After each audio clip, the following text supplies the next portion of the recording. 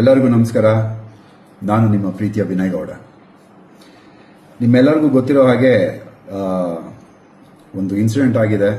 And ಈ video ಮಾಡ್ತಿರೋದು ಏನಕ್ಕೆಂದರೆ, ಕರ್ನಾಟಕದ ಪ್ರತಿಯೊಬ್ಬರಿಗೂ ನನ್ನ ಕಡೆಯಿಂದ ಕ್ಷಮೆ ಕೇಳಬೇಕಾಗಿತ್ತು. ದಯವಿಟ್ಟು ಕ್ಷಮಿಸ್ಬಿಡಿ. ಕಳೆದ 4 ದಿನಗಳಿಂದ ನೀವು ಟಿವಿನಲ್ಲಿ, ಯೂಟ್ಯೂಬ್ನಲ್ಲೆಲ್ಲ ನೋಡಿರ್ಬೋದು, ಒಂದು ಮಚ್ಚಿನ ಕತೆ ನಡೀತಾ ಇದೆ. ಅದಕ್ಕೋಸ್ಕರ ನಾನು ಕ್ಷಮೆ ಕೇಳಬೇಕಾಗಿತ್ತು. ಐ ಆಮ್ ರಿಯಲಿ ಸಾರಿ.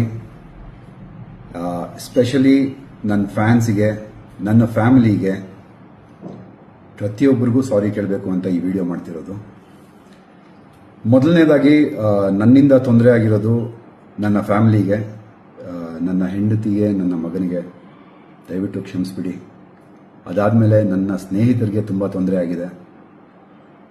ಚೇತನ್, ಶಂಕರ್, ಸೀನಾ, ಸಾಕಷ್ಟು ಜನರು ದಿನ ರಾತ್ರಿ ಅಂತ ನೋಡ್ದಿರ ಜೊತೆಯಲ್ಲಿ ನಿಂತ್ಕೊಂಡು, ಪೊಲೀಸ್ ಸ್ಟೇಷನ್ ಹತ್ರ ನಿಂತ್ಕೊಂಡು, ಸೆಂಟ್ರಲ್ ಜೈಲ್ ಹತ್ರ ನಿಂತ್ಕೊಂಡು ನಮಗೋಸ್ಕರ ಕಾಯ್ಕೊಂಡಿದ್ದು ತುಂಬ ತುಂಬ ತುಂಬ ಹೆಲ್ಪ್ ಮಾಡಿದ್ದಾರೆ. ನಮ್ಮ ಅಕ್ಕ ಅಪರ್ಣಕ ಮತ್ತು ನಮ್ಮ ಭಾವ ತುಂಬ ಓಡಾಡಿದ್ದಾರೆ. ಈ ಒಂದು ಪ್ರಕರಣಕ್ಕೆ ತುಂಬ ಹೆಲ್ಪ್ ಮಾಡಿದ್ದಾರೆ.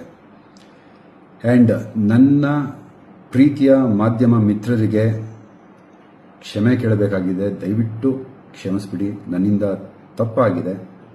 ತಪ್ಪಾಗಿದೆ ಅಂದರೆ ಒಂದು ಮಾಡಬಾರ್ದಂಥ ಒಂದು ಮಚ್ಚನಿಟ್ಕೊಂಡು ಮಾಡಿರೋ ವಿಡಿಯೋ ಇಂದ ಇಷ್ಟೆಲ್ಲ ತೊಂದರೆ ಆಗಿದ್ದು.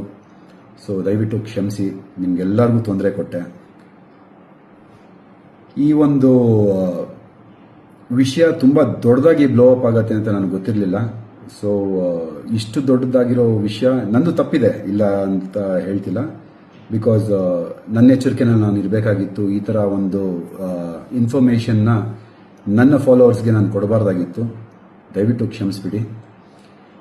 ಆ್ಯಂಡ್ ಸಾಕಷ್ಟು ಸಪೋರ್ಟು ಮಾಡಿದ್ದೀರಾ.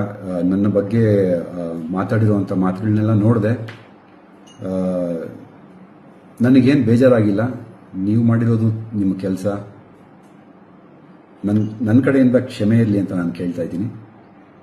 ಆ್ಯಂಡ್ ನೆಕ್ಸ್ಟ್ ಬಂದು ಪೊಲೀಸ್ ಇಲಾಖೆ ಅವರ ತನಿಖೆ ಅವರು ತುಂಬ ಚೆನ್ನಾಗಿ ಮಾಡಿದ್ದಾರೆ. ಒಂದು ಸೆಲೆಬ್ರಿಟಿ ಅಥವಾ ಕಾಮನ್ ಮ್ಯಾನ್ ಅನ್ನೋ ಡಿಫ್ರೆನ್ಸ್ ತೋರಿಸ್ದಿರ ಏನೇನಿದೆಯೋ ಅದ್ರ ಪ್ರಕಾರವಾಗಿ ಅವ್ರು ಇನ್ವೆಸ್ಟಿಗೇಷನ್ ಮಾಡಿದ್ದಾರೆ. ನಮ್ಮ ಟ್ರೀಟ್ಮೆಂಟ್ ಕೂಡ ಹಾಗೇ ಇತ್ತು. ಒಬ್ಬ ಕಾಮನ್ ಮ್ಯಾನ್ಗೆ ಹೇಗೆ ಟ್ರೀಟ್ ಮಾಡಬೇಕೋ ಹಾಗೆ ಟ್ರೀಟ್ ಮಾಡಿದ್ದಾರೆ. ದಯವಿಟ್ಟು ಅವ್ರ ಮೇಲೆ ಯಾವುದೂ ಅಲಿಗೇಷನ್ಸ್ ಮಾಡಬೇಡಿ. ಲೇಟೆಸ್ಟ್ ಹಾಗೂ ಇಂಟ್ರೆಸ್ಟಿಂಗ್ ಸುದ್ದಿಗಳಿಗಾಗಿ ಬಾಸ್ ಟಿವಿ ಕನ್ನಡ ಚಾನೆಲ್ನ ಸಬ್ಸ್ಕ್ರೈಬ್ ಮಾಡಿ. ಹಾಗೆಯೇ ಬೆಲ್ ಐಕಾನ್ ಪ್ರೆಸ್ ಮಾಡಿ. ಇದರ ಜೊತೆಗೆ ಫೇಸ್ಬುಕ್, ಇನ್ಸ್ಟಾಗ್ರಾಮ್, ಎಕ್ಸ್ನಲ್ಲೂ ಮಿಸ್ ಮಾಡದೆ ಫಾಲೋ ಮಾಡಿ.